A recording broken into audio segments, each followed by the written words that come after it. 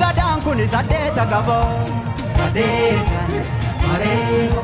Udaan kuni markaan kuni barseera qaba saddeetan mareeho Yaa'iin kuni kaaduree qaba saddeetan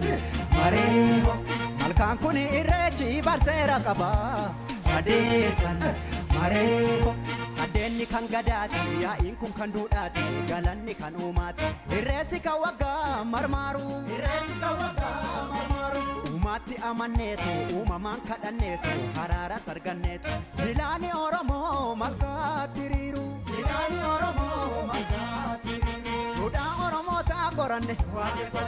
safuu saba keenyaan laganne harkatti barjiidhaa qabanne uumaaf uumamasaan saganne duudhaa Oromoo ta'a qoranne safuu saba keenyaan laganne harkatti barjiidhaa qabanne uumaaf uumamasaan saganne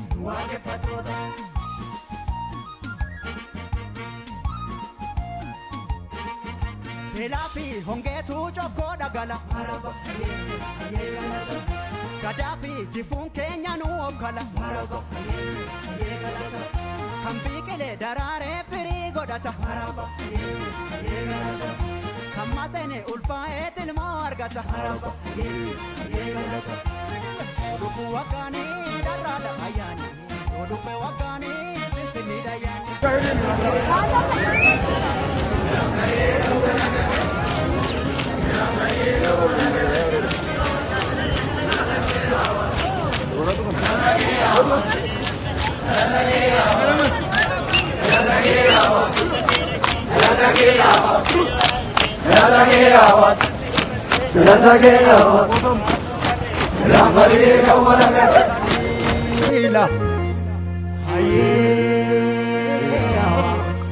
yaa imalee waa murtee si waan mannunu dhufte waaqa salgan boorana waaqa torban baarentu waaqa sagaltamman garba waaqa ciicoo gurraatti waaqa bokkuu gurraacha Waaqa gadaa shananii waaqa haroo walaabu waaqa uumaa Oromoo gurraacha gannaa baanee booqaa birraanoo kalchi daraare sanyiin keenya firii bilee kennuu galchi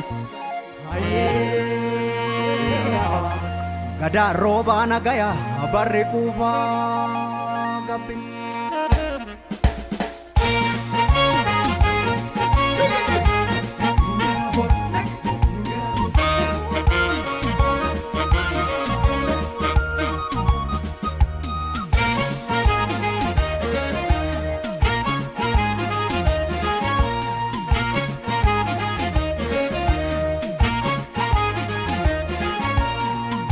Umaha gurraacha uume gurraacha uumamnis gurraacha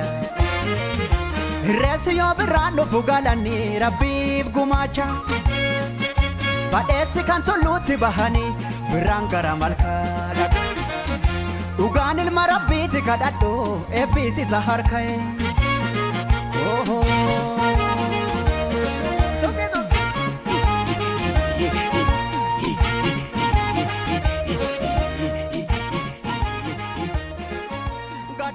Gadaan kuni saddeeta qaboo saddeetan.